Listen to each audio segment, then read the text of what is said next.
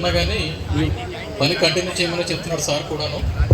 మీరు వెరిఫికేషన్ చేసుకోండి.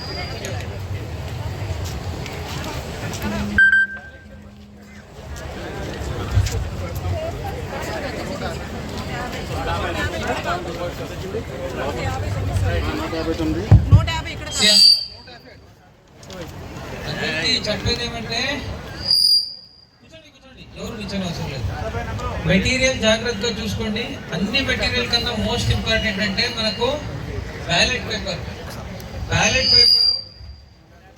Serial numbers కూడా జాగ్రత్తగా చూసుకోండి.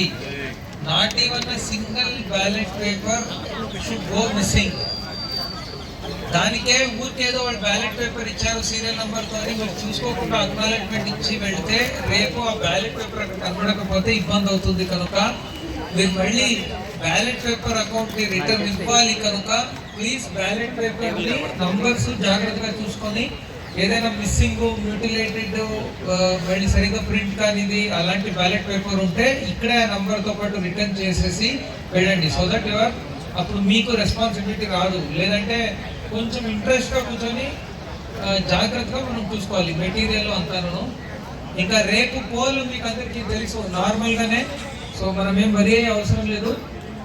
మీ పోలింగ్ స్టేషన్కి పోలీస్ పర్సనల్ని టైఅప్ ఒకసారి చూసుకోండి.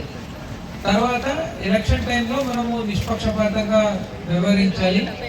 ఏమి జరిగినా కూడా వెంటనే ఇంటిమేషన్ ఇవ్వండి. సో ఏమైనా జరిగిన తర్వాత మీరు ఇంటిమేట్ చేయకుండా మీడియా ద్వారా తెలిస్తే ఇబ్బంది అవుతుంది. First report should come from you only. Okay, thank you.